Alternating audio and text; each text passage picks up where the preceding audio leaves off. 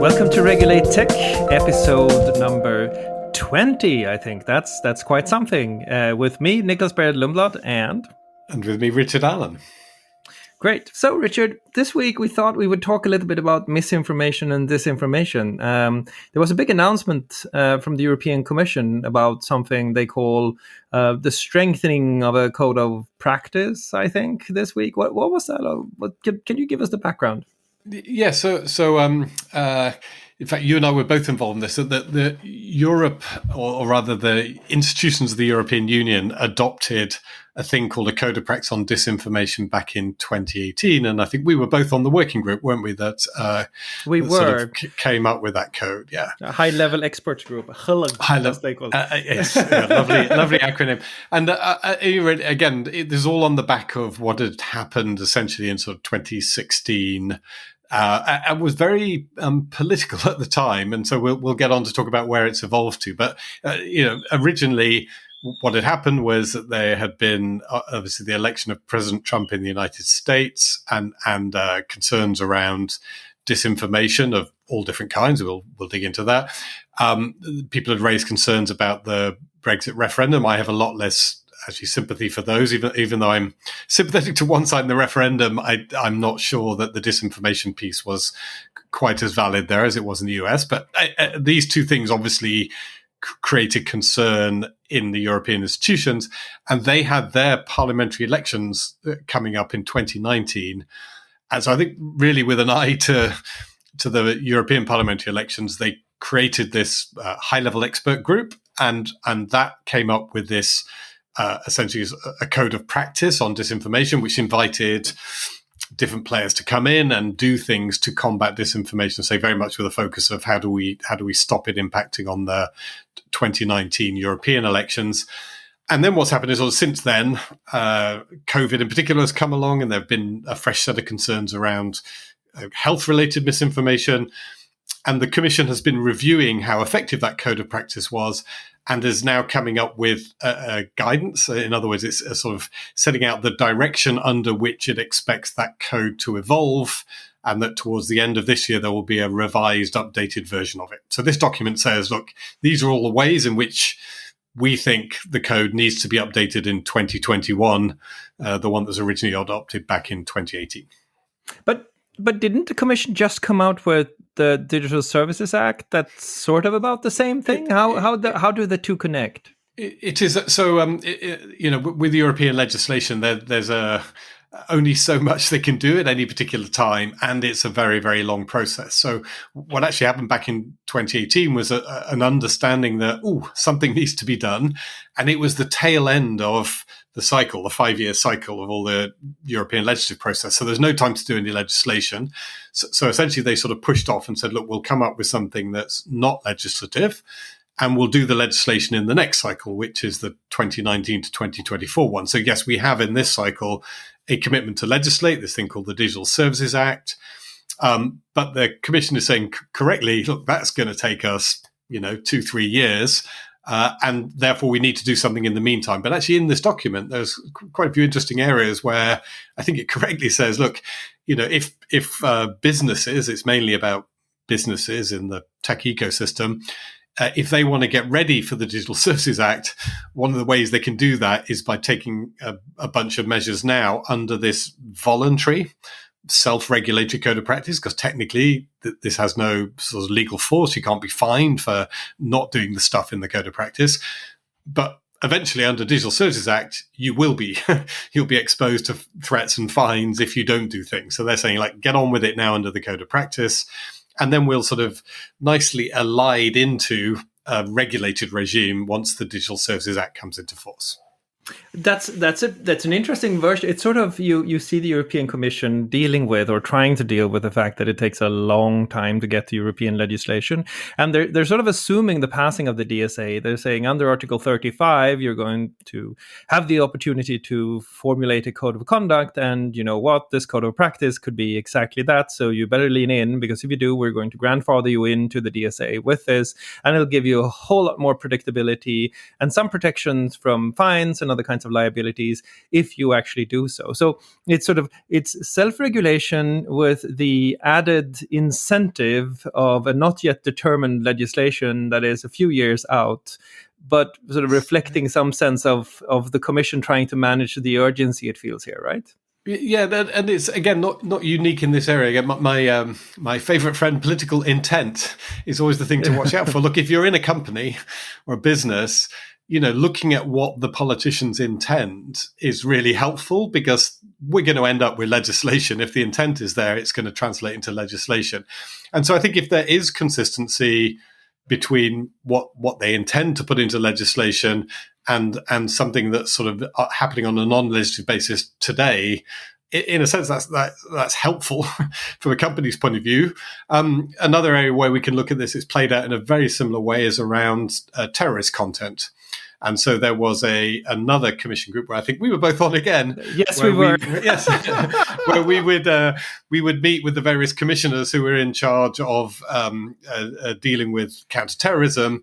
Well, it's always before Christmas, I remember, sometime in Yes. December. Yes, it was a terrorist Christmas present. Yes, so they would always sort of again corral all the companies into making commitments around reviewing reports about content and taking them down quickly, but very much with one eye towards saying, look, at some point we're going to bring in a directive or a regulation that is going to make you do this. So, better to get hold of it now. And so, again, I think it's unusual if that political intent really is there to go as far as you can on a voluntary basis. Actually, I think that does sort of make sense for both parties. I think where it's different from classic models of self-regulation is that in the classic model of self-regulation, the suggestion was you end there. If you do all of this stuff, then we won't bring in the regulation. I think you're right. What's different here is they're saying, hey, companies, do all this stuff in the code of practice, and then you're still going to get legislation. So it's a different model from your classic self-regulation means no legislation.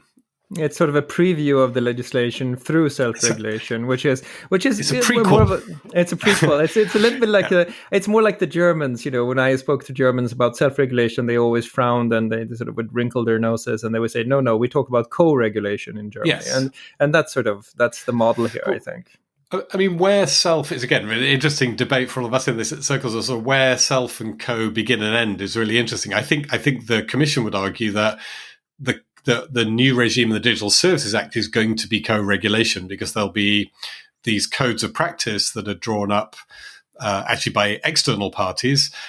Industry, for example, may be able to draw up its own codes of practice, but those codes of practice will then have a legal hook and have consequences in the regulation. So I think they would argue that this is pure self-regulation. But again, it's interesting. It's sort of self-regulation with the involvement of a political institution. And again, I'm not sure. I think maybe we need more sort of definitions in order to be able to talk about pure self-regulation. Industry just gets together and does something itself. This model of, technically it's self-regulation, you can't be punished, but you've got some politician kind of holding a gun to your head and saying you've got to do this thing. And then you move into classic co-regulation where you still develop the codes, but if the codes need to be approved by somebody in government, and if you don't get them right, you can be punished. And then I guess, the other end, yours a real classic regulation where it says, here's a set of rules, this is what you must do, and the government kind of owns the code as well. And last week we were talking about the UK's online safety bill. The online safety bill is in that latter bucket. The code, the thing that tells companies in detail what they've got to do, is going to be owned by the regulator, the UK regulator Ofcom.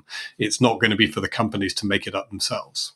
That's right. And so another interesting aspect of this, I think, was the framing of the entire proposal. The way the proposal is introduced is by saying that now that we have all suffered through the pandemic and COVID-19, it's clear that there's a ton of misinformation and disinformation out there. And so we need to strengthen the code of practice in order to deal with things like this, because society depends on having access to accurate information. Now, I thought that was interesting for a couple of different reasons. there's this concept of the infodemic that I want to come back to, that I think is open to some debate. But before we even go there, I mean, what I thought was really characteristic of the pandemic was that there was not sort of mis or disinformation. It was just a lot of uncertainty. People, really good medical researchers, did not agree on some basic things, and still do not agree on some basic things about this virus or the pandemic. And that uncertainty seems to me to be qualitatively different from mis or disinformation. So it's odd, I think, to start the entire argument from saying that COVID-19 has shown us that we need to have more accurate information, when what COVID-19 really showed was the power of the internet in exploring different options and generating knowledge under uncertainty, which I think requires that you don't narrow the discussion and that you allow for the fringes to exist so that you can start to explore this with all of the available resources of a modern democratic society. How does that rhyme for you? Yeah, we've struggled, and again, you and I remember this back to that high-level expert group, but struggling with these definitions of misinformation, disinformation, fake news, all these things. What do we actually mean? And I think you're absolutely right, Nicklas, that there's a lot of things where reasonable people can disagree. You can, because the facts aren't settled. And I think COVID is a classic example where they've changed constantly. And if we just look over, recent months since the various vaccines have been in circulation, there's been a lot of claims about the safety of vaccines, some of which have been made by, heads of state and very senior people, and some of which contradict each other. And so, that as an example is where there is real uncertainty. I think the thing that perhaps we could all agree is a very specific issue is around where somebody deliberately, and in English, or you use these phrases like sort of dishonestly and sort of with culpability. So it's wrong. You are deliberately putting out some information that you know to be false in order to affect something, and typically that can be something harmful. So I think there is a world of difference between somebody who knows that a vaccine is safe, invents some data to say that it's unsafe, and promotes that with a goal of undermining a vaccination program for whatever reason. So this might be the kind of thing that a foreign power might do because they want to weaken a third country. That's very different from people with different opinions, all working from partial data, expressing those views about a vaccine. And so it's really hard to tease that out sometimes as to what we're actually talking about. But I think it's really important that we do, and that where government is intervening, and this is all about government intervention, albeit by proxy through the companies, the government in particular is thinking about those dishonest promotion of deliberate falsehoods and trying to keep those distinct from genuine public debate in an uncertain area. Yes, and that line is floating, and it needs to be changing quickly, which I think is another thing we saw during the pandemic. I mean, take the now blatantly false proposition: COVID-19 is no worse than the regular seasonal flu. Which, a lot of people would go out and say that in the beginning of the pandemic, and a lot of reputable people too, who got articles in medical journals and who were doctors themselves, would make this argument. Now, over time, a lot of platforms decided that this idea of comparing COVID-19 to the seasonal flu was beyond the pale. And so it was grounds for removal or grounds for putting up one of the warning butter bars or etiquettes, etc. And so what I wonder is that kind of flexibility, that seems to be less consonant with the idea of a code of practice like the one that's being put forward here. And I think it's really interesting that they use COVID-19 as the key trigger or the hook to sort of introduce this strengthened version of the code of practice, when what we should have learned was that on the massive uncertainty, we need to find ways of really engaging in knowledge discovery and exploration. Yeah, I mean, this is just to your example. We've had one in the reverse direction last week, and if people follow the news, I think they talk about Facebook is now going to permit speculation that COVID was man-made because you read the newspaper and you see what the security services and intelligence people are saying is that's a realistic possibility that's being investigated. Who knows? And so again, to your point, there's an example. And PolitiFact, for example, withdrew their debunking of the theory that it could not be man-made. Now, I don't think neither you or I are qualified to decide if it's man-made. But the point. The point is the facts change over time, and I think where that causes real challenges, and actually you'll see this as a thread running through the communication, is they talk about trying to find key performance indicators and how do you measure whether or not you're being effective. And that's really, really difficult in such a field of uncertainty, because it's not. I mean, you look at something like child abuse material. You can typically define it quite clearly, and the success criteria are, did you take it down? Like, if there's no sort of wiggle room. It's like, this stuff is bad, always bad, you must take it down. And that's straightforward. You can have a key performance indicator that says how much of the stuff did you take down and how quickly. In this space, sometimes leaving something up is a success, sometimes taking it down is a success. It's really hard. There isn't a sort of like a crunchy number you can get hold of. Actually, within there, they do talk about measuring citizens' attitudes, where the structural indicators. Actually, I think is perhaps the more interesting way to approach this. So you don't look at the inputs, but you look at the outcomes. And so understanding whether citizens do feel informed, understanding the views of a representative sample of people about the information that they're consuming, I think can give you a much stronger idea of whether you've got the balance right than looking at numbers of pieces of content taken down or kept up. In this world where the data is changing all the time, the views of what you should be doing with content are changing all the time. I think that in order to sort of unwind that piece, the KPIs, it's important to take 2 or 3 steps back and ask, what is the underlying model that this sort of entire piece of regulation is based on? And it seems to be that a mature, otherwise informed citizen logs on to the internet and is confronted by a pattern of content that makes him or her change her mind in directions that are less socially desirable, and in directions in which they would not otherwise have changed their mind if they had been uninfluenced by that content. That model, though, works in all kinds of directions, doesn't it? Yeah, I mean, I think the meta question they're asking essentially is, who should edit the internet? In the same way that somebody edits, a newspaper or a TV channel, it's kind of saying, well, it's based on a premise, I think, that somebody needs to edit the internet, and there are various candidates for that. I actually think that the European institutions, one of the strengths of the EU, and this isn't because I'm a slavish Europhile, I'll criticize things in the EU, but one of the strengths it has got is in its diversity. And so, between the different EU member states, there are very different attitudes towards government control of information. There's very different types of government, very different cultures represented there. And really, from the very beginning of this process, there's quite a lot of skepticism, I think, particularly from people who come from or grew up in countries in Central and Eastern Europe, real skepticism about the government editing the internet or editing anything. So, question one, should the government do it? I actually think the EU is quite skeptical of the notion of the government doing it.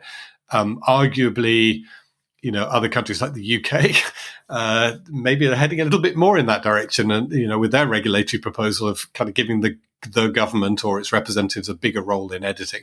So it's not going to be the government. Who's it going to be? Well, the default is it's the companies who do it, and actually you'll see through the communication a real sort of sense that companies are doing a bad job of editing the internet, and some of the measures deal with that. If not the companies, it could be fact checkers. So do we get, and again, fact checkers are often traditional media organizations, the fact checking wings of them. So between civil society and traditional media, can we empower some new group of people to edit the internet rather than the company? So you move this from company to fact checkers. And then the last group is the users themselves. And arguably that's where the companies are. The companies are saying, look, we think that the biggest role in editing the internet is played by users. and then the companies have some kind of a role, but they would very strongly favour that. And I think the European Commission, in this communication, and the European sort of political institutions generally, I think there is a skepticism about what would happen if it's left to the companies and the users. Hence the intervention, or what would happen if it's left to the users. I think that's where the skepticism is, and this is important to tease out, because the entire communication rests on the assumption that people can be influenced to think things they otherwise wouldn't have thought, that would be bad for them if it was not for the code of practice, or for companies, as you say, editing the internet. And this is based on very hazy science. I mean, I mentioned one example to you as we did the pre-research here, which I think is interesting. The one footnote to this in the communication goes to a report from the joint research centers of the EU, and that report, if you start to read through that and really check the sources, it's quite revelatory, because what happens is the sort of one of the first things that the report says is several recent studies have established causality in this manner, including for the role of social media triggering ethnic hate crimes and the role of misinformation in voting for populist parties. And they have references when it says triggering ethnic hate crimes, 2 references there, and 1 reference when it comes to voting for populist parties. Now, if you look up those references, they do not say what the report claims they say. In fact, the last reference says explicitly that our results indicate that misinformation had negligible or non-significant effect on populist vote. So it's like all of this is built on really shaky science, on the idea that users have to be guided, or they will be forced into changing their minds in ways that they do not want. I think that is, I mean, I'm not saying that's wrong, but the science seems not to be there, not even the science that the Commission refers to. That's right. We need more. And I should, as well at this stage, share that I am on the executive of a thing called the European Digital Media Observatory, which is referenced a few times in the report. And I should stress unpaid. I take part in this on a voluntary basis because I think it's useful. So I don't have a commercial interest in this, but I am interested in how Europe should tackle this. And I actually think the name of that organization is quite helpful. It's an observatory. And the work I'm doing there is very much focused on how can we help the academic community in Europe looking at these things, access the kind of data they need from platforms in order to be able to draw conclusions precisely on the points you just raised, Nicklas, that yes, we don't know. We don't, there's a real, cause and effect question here. In the simplest terms, crudely sort of understood, when somebody is circulating or consuming misinformation on whatever, political, vaccine, is that a form of expression of a view that they already hold? Or is that media consumption helping them to form a view? And we just don't know that. And there are academics studying it. People like the Reuters Institute we've talked about before. I think I've got people sort of looking at this, so there's networks across Europe looking at it. So we need that research to be done. And I think we have to be cautious about intervening too far until we've done enough observation to understand what's going on. And I think that's really true, and I think it's true in many ways, because not because this is an unimportant problem, and not because I think that the Commission is coming from a bad place. I think all of this is done with the best of intentions, but unless we sort of unpick that basic model of what it is that's going on here, we're going to address the wrong problem. Like the other study that they cite that says that social media triggers ethnic hate crimes. If you look that study up, they've been looking at Russian hate crimes, and they find, yes, a higher penetration of social media, they write, led to more ethnic hate crimes, but only in cities with a high pre-existing level of nationalist sentiment. So there's something here that sort of just sort of it's a little bit. We are legislating on sort of the cusp of knowledge, and we're not quite sure of what the models really are. And I think when we do that with something that is a fundamental value, a fundamental democratic value like free expression, we do expose ourselves to some risk, don't we? We do, and again, it's interesting. Up front in the communication, we should point out that the Commission sort of sets out that it hasn't been the intention of the European Commission to criminalize more disinformation type content. So they've not set out to expand the scope of what's criminal. They are setting out to kind of shape the information environment in which we work. And again, very interesting, sort of philosophically, to what extent is it infringing on freedom of expression if you allow people to say things still? Your law is not prohibiting them from saying it, but that you try and influence the means of distribution, in this case, internet companies, to distribute it less. To what extent is that an infringement of free expression versus, just criminalizing it and seeking its removal altogether? So again, that's another area that becomes critical for us to understand. If somebody can say what they like, but nobody can hear them because the algorithms have been changed in line with some of the arguments being advanced in the communication, such that that content never gets promoted to anybody else. How should we feel about that from a free expression point of view? Whereas I think it's very clear if it's, if the law says you can't say this thing anymore, or it said companies, you must just remove all this stuff. Like, that's very clearly a violation of freedom of expression. Changing the distribution model, big question. And again, something I think we need to debate more.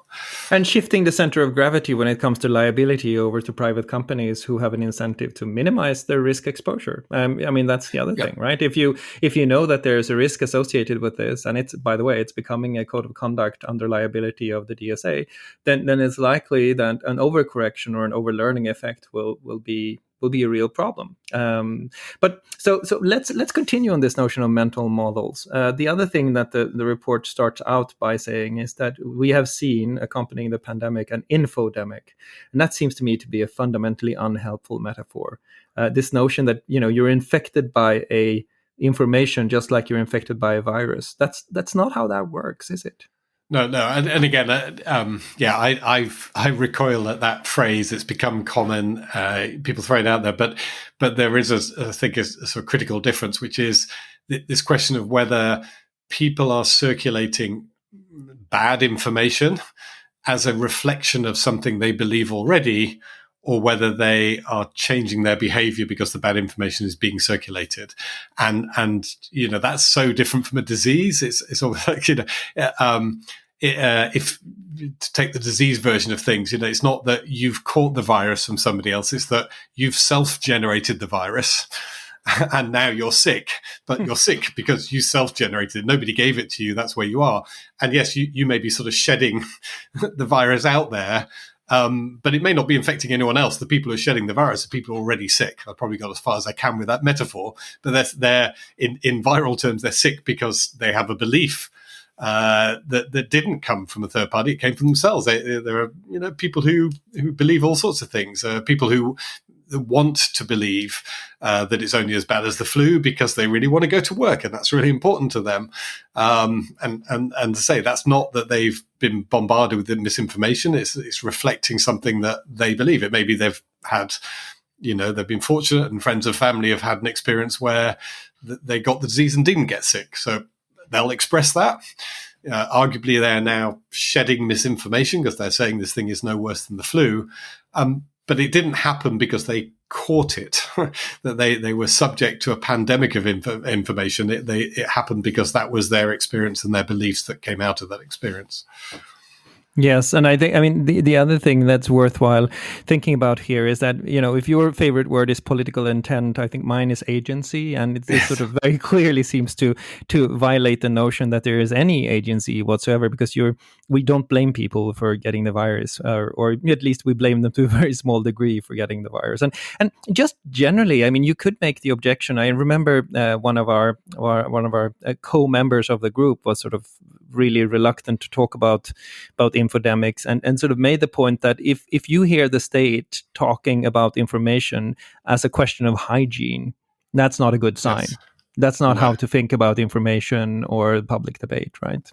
Yeah, I think that's unhealthy because, again, the suggestion then is you clean it up. If you can take that analogy, what do you do with the virus? You try and reduce it to zero, get rid of it, kill it. Literally have solutions that will try and kill that virus. Again, back to where we always started this conversation.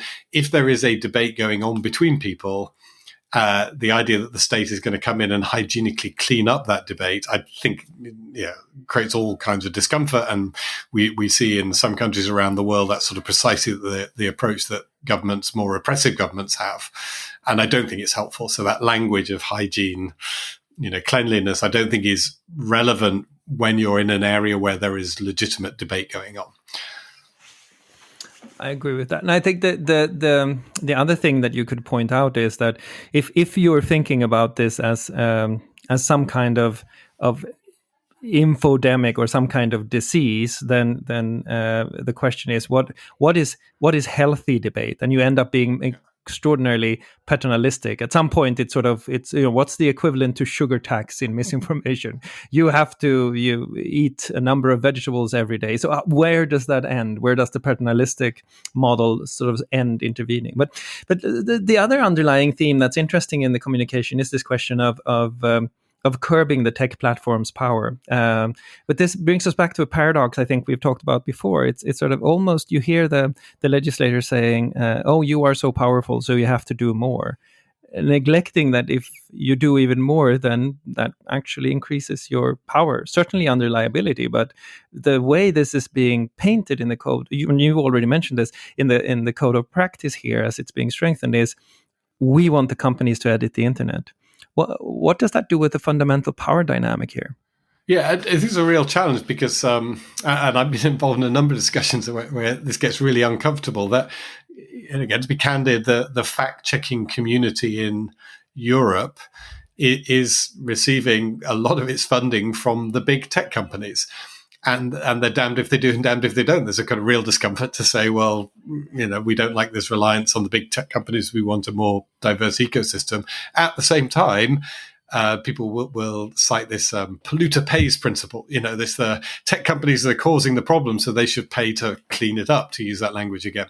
So we end up in this situation where essentially it is the big companies now sort of paying effectively sort of third parties to perform quite a lot of that editing function. We dig into what we mean by that, but essentially to look at content, make decisions about that content that then get fed back into the platforms and displayed in some way or affect the distribution of content in some way. So you've got this sort of flow from big companies to those sort of editing functions. I guess one of the good, the healthy things is that they are independent. So the fact-checking organizations would work with any company of any size. And so it may be that big companies are paying, but those fact checks are available to any of the competitors. The challenge being that many of those smaller competitors will not necessarily have the infrastructure to incorporate the fact checks as technical infrastructure to kind of use them in the same way as the bigger companies. So very interesting sort of large, small company dynamics to play out here. And to say, in a sense, a real dependence on the large tech companies for funding the infrastructure that allows that editing to take place. And even as they're focusing on larger companies, they also, we should give them credit, they also want to broaden the coalition that underpins the code of practice, and they want more companies to sort of join. And when they do that, they expand the code to messaging services. Yes.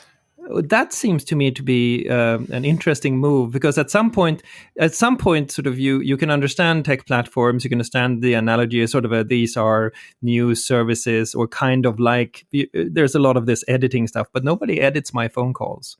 So how do we think about that? How do we think about the messaging service inclusion? I mean, messaging is so interesting. I mean, firstly, because if your hypothesis is that the reason people are consuming, I'll use the technical term, crap, is because the crap is being promoted to them by the algorithms of the social media services.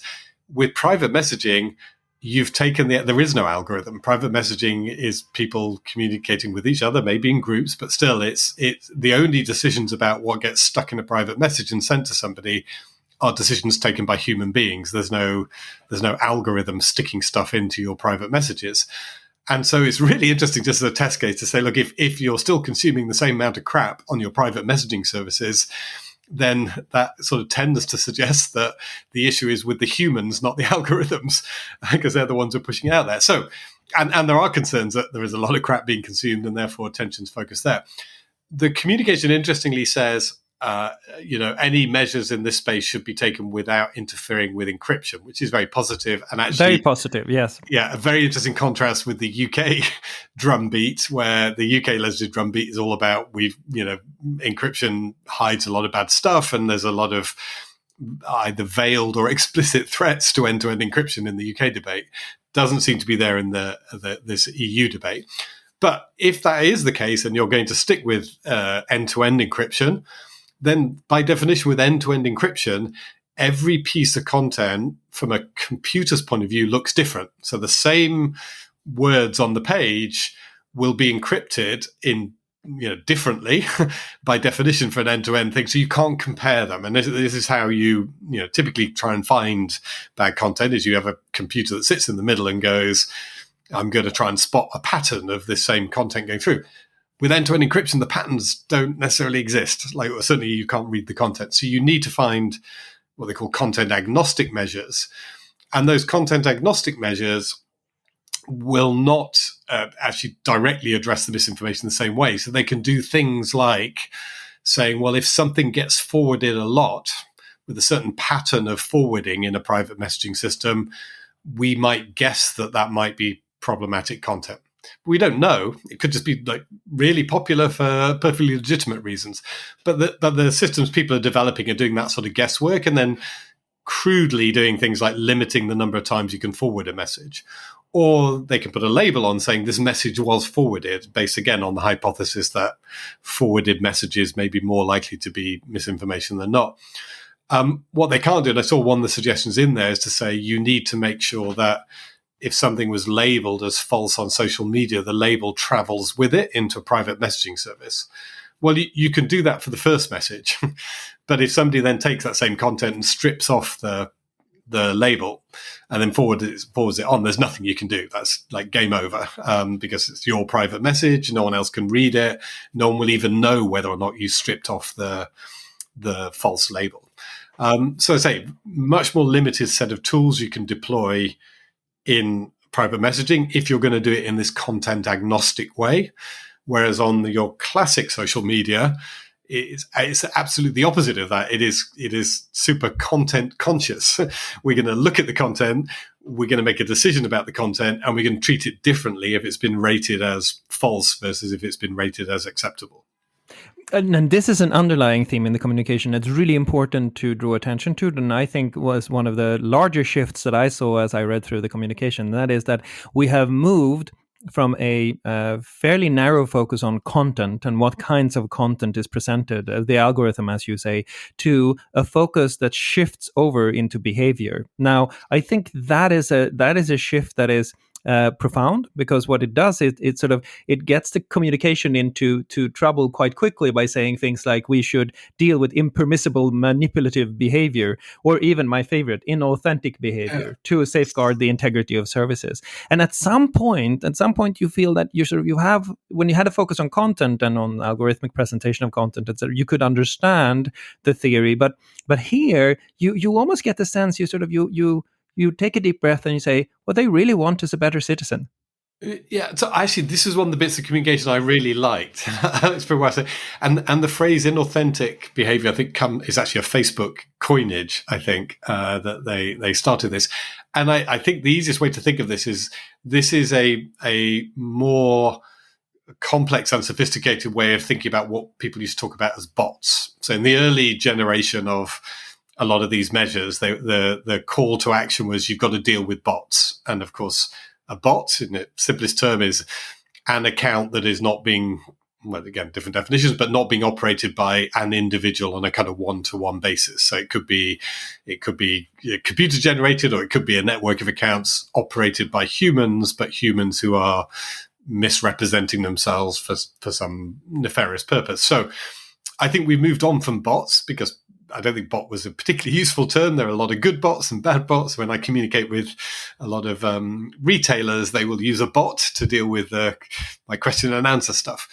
So I think this section, actually, they're getting more sophisticated, and they are landing on something which I think is quite important. That is, what are we really worried about? Where is intervention justified?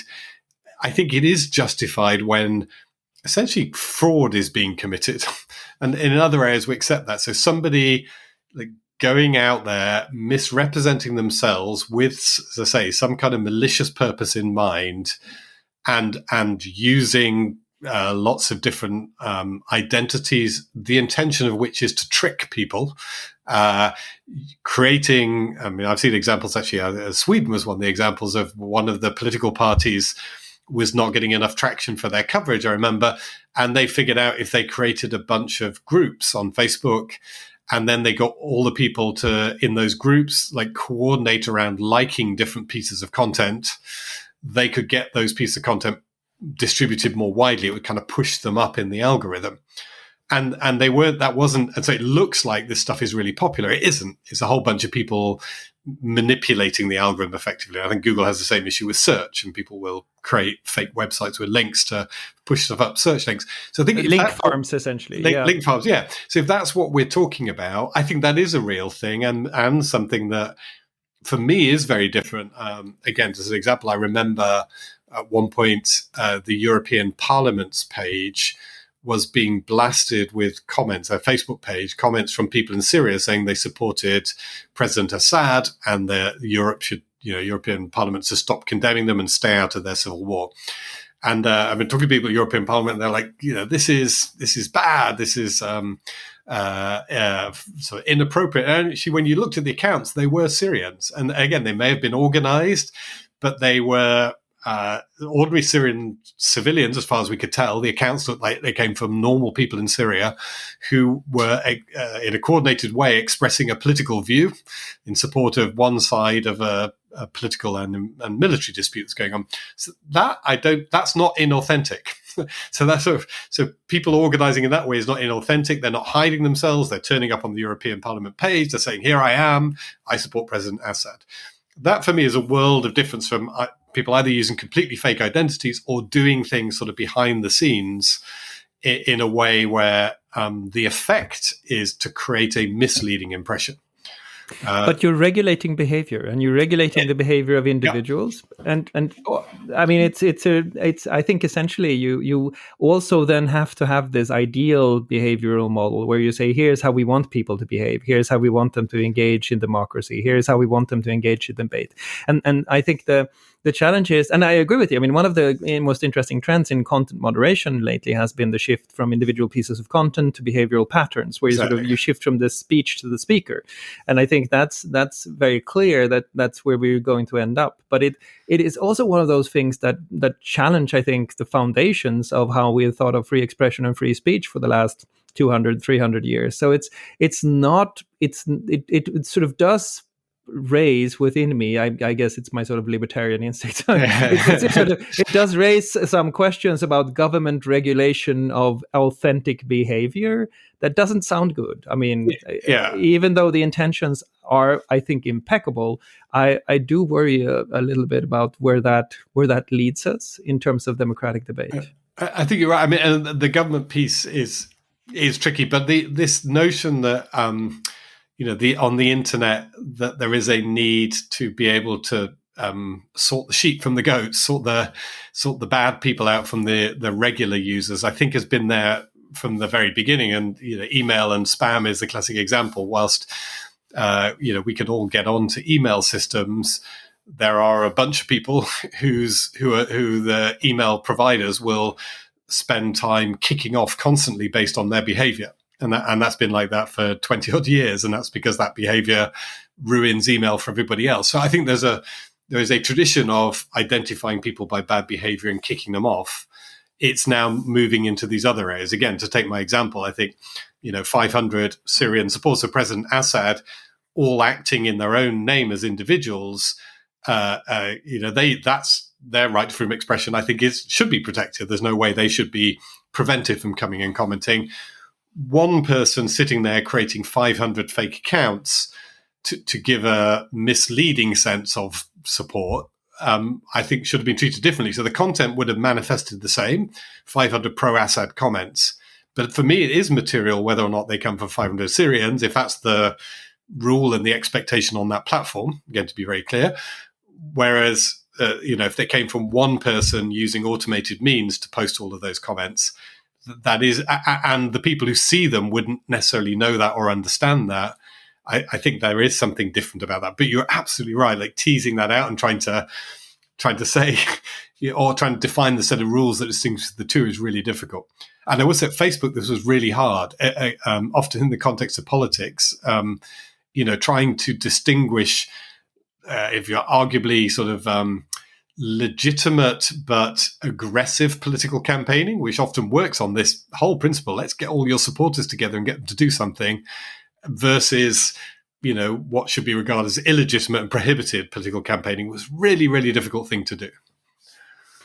Yes, and this communication sort of previews further moves into this field that the Commission is making, which I think is connected to this, which is this notion of issue advertising or labeling political advertising. And they are saying that there will be a piece of legislation or regulation on this topic coming up, where the idea is you just have to label it so you know what kind of advertising it is. But that also moves deeper into the democratic process. And at some point you move from the clean case that you sort of set out in the beginning, where somebody is in a fraudulent way trying to make you believe something they don't believe in for their own commercial gain, for example. It's sort of a super clean example, to an example where this is actually about shaping opinion, but doing it in ways that are new and not necessarily established, and sometimes feel iffy to us. And that line, the line between sort of where we move into political opinion shaping, that's a really difficult line to find. And it's always been, even pre-internet. There's this beautiful essay by Hannah Arendt, for example, that's about politics and lying, in which she sets out that politics and lying have always had a very strong and long relationship with each other throughout the history of mankind, which is true. But if we end up in a situation where we say platforms should stop politicians from lying, that's clearly, I don't think that works. Yeah, no, I've written in defense of lying politicians previously, because I think you're right. It's not lovely, but it's kind of in the nature of politics. And I probably should moderate the language. In the British Parliament, you're not allowed to call someone a liar. You have to say that I think they may be mistaken, or they may have exaggerated. So a lot of it is not necessarily barefaced lying, with some notable exceptions. Quite a lot of it is sort of exaggeration, or it's telling part of the truth rather than the whole truth. So, but that is the nature of political discourse. So I'm really skeptical of that. One of the things that the communication proposes, which I think could potentially be a very good thing, is a kind of permanent working group structure. And I think one of the working groups needs to sit down and work through this issue of defining what a political ad is, both overt political ad and an issue-based political ad. And it is extraordinary, again, having worked in this field, just how sort of unclear that whole space is. And you end up making some very odd decisions as a result. Again, when I was at Facebook, there was a time when we were introducing this sort of issue ad transparency and special rules for them. And that started to include, a soap powder manufacturer who is basically selling soap in their ads, but they want to tell you that it's going to help stop climate change. And so, well, they've mentioned climate change, therefore, we've got to include it in the issue ads thing. And for me, that actually was less clear. They're clearly trying to sell soap, and the climate change thing is just a technique to do that. They're not really a political organization. But that sort of stuff was really hard. There may be other people who go, well, no, I don't believe in climate change, and therefore they're a lefty soap manufacturer who's trying to advance a woke political agenda by whatever. The important thing is, I think that we do have a common set of definitions, and we kind of go, soap powder that mentions climate change, or equal rights for people of different sexualities, is that Pride Month soap powder, like, is that a political issue ad that should be regulated like other political issue ads, or not? Where does all this start and end?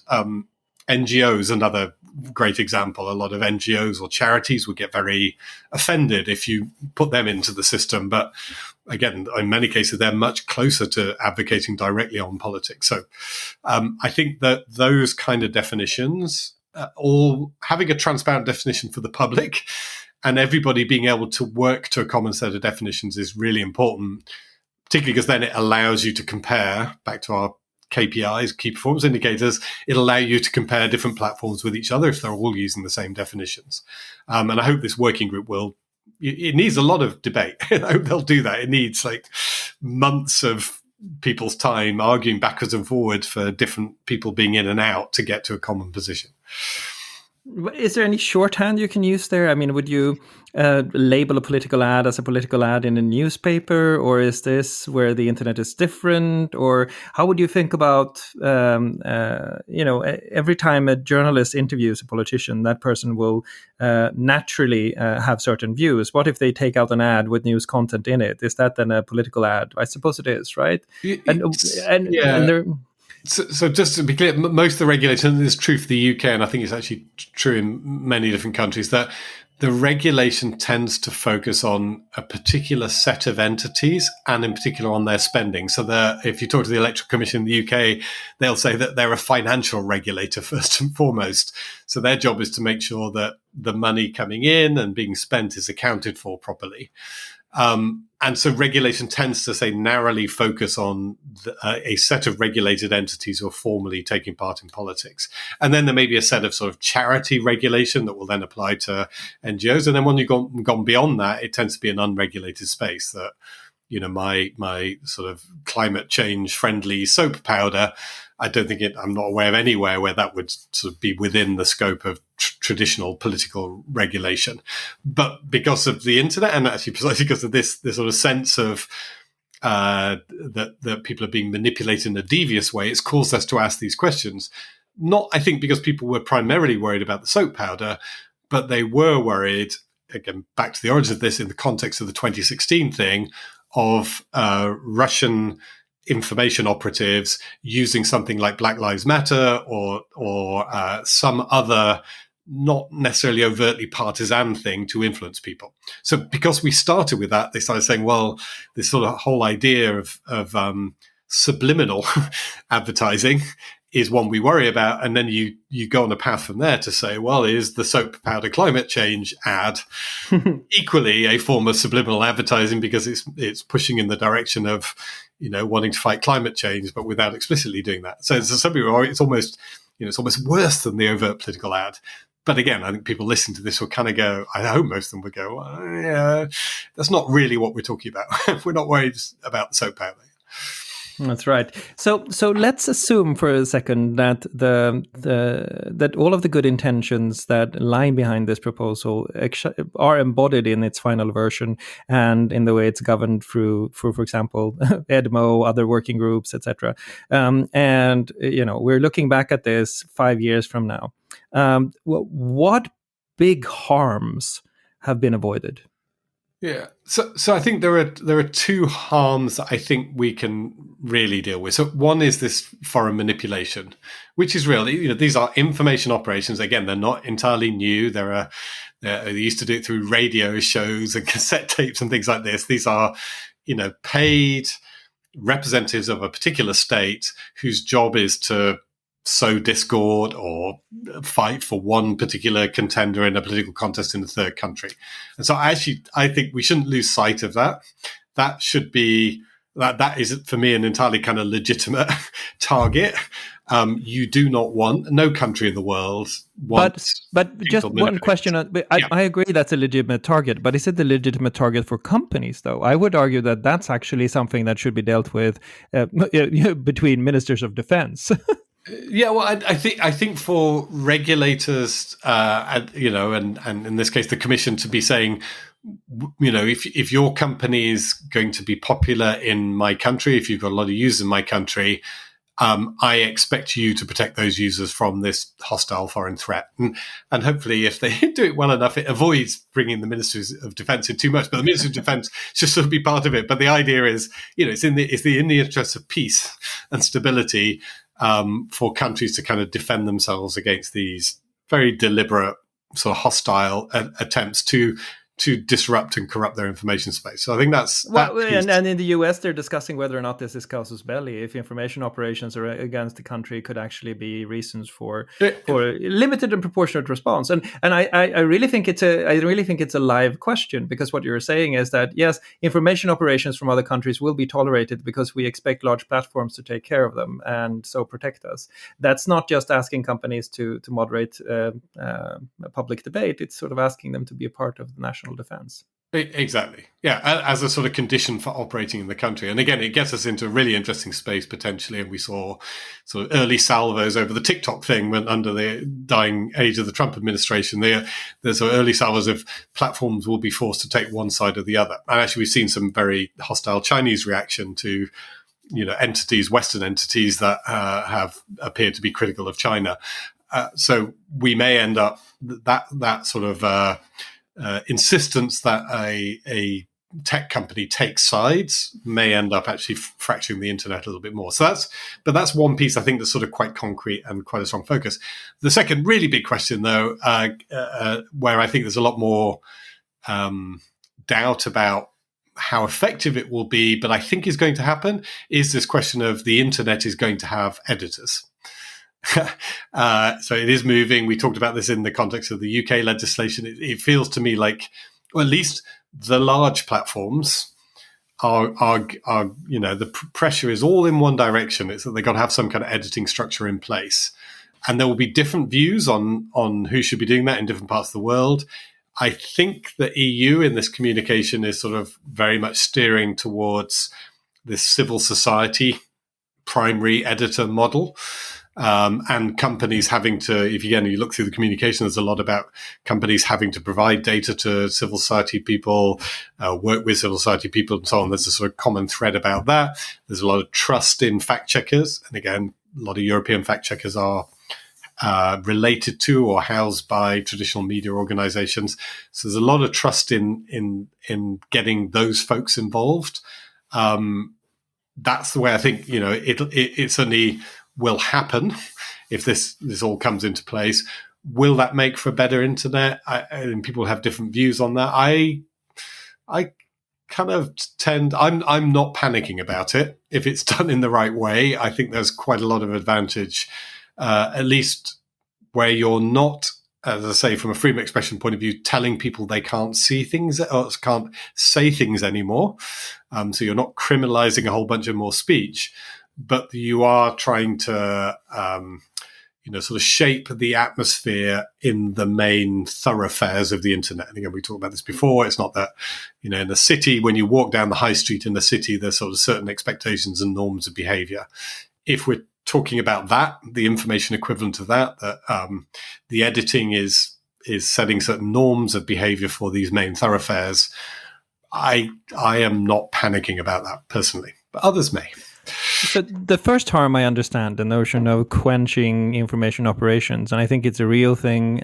When we may sort of have at least slightly differing views on where that resides in a modern democracy, if it's in sort of the private sector or if this is actually a national defense issue, and how the private sector works with national defense is in itself a really interesting political question to unpick. The second harm seems less clear to me when you talk about what the sort of second harm that we have avoided is, because it seems, and I get back to this, it seems as if what we would have avoided then is a corrupt citizenry, or or less informed citizens, or citizens that make decisions against their own best knowledge. There's a touch of Brecht there, Bertolt Brecht. Right? We need to elect ourselves a better people.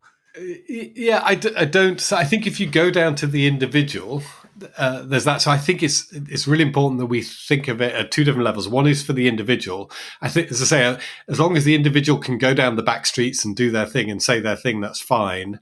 So then I don't think you've kind of crossed the line to be completely violating their freedom of expression. But I think that you can sort of tidy up main thoroughfares. And the harm you're preventing, I guess, in those cases is sort of you have a view that there will be accidental harm if people.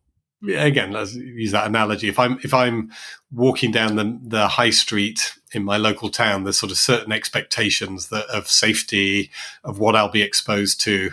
that would be different from if I was in a private home or another space. I mean, to that point, again, I think, that limiting what is done in private messaging, if we take that analogy, is really important, not trying to go too far there, because that is much more the equivalent of the private home. But something that says, look, we are trying to shift the norms of behavior in those main thoroughfares. I actually think there could be sort of broad public support for that.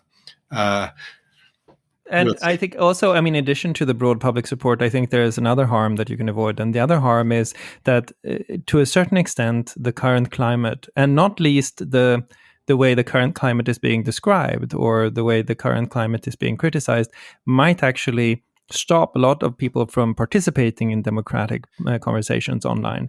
And so, to your point about the city, if you know that these cities are not safe, then your regular family won't go out, or people who are not that confident that they can hold on to their purse if they're robbed won't go out. So one of the harms you might avoid is a decline in participation in democracy, which would be, if you can get to a point where people feel that the democratic debate, democratic discourse online is meaningful to participate in, that would be quite a big prize if you can achieve it.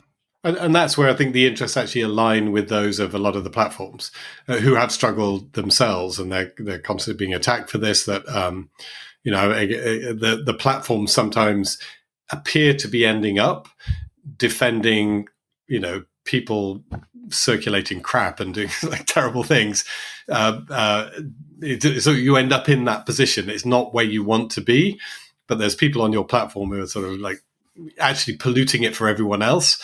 And it feels like you're on the side of the polluters, not the, mainstream use of your platform. When you can't get hold of, get across things like hate speech and stuff like that. Again, so I think there's a real alignment of interest potentially for the platforms. And for the vast majority of people who use those platforms, you're absolutely right. They will feel more comfortable. They'll engage more if they're not expecting, bad behavior, a torrent of abuse every time that they engage.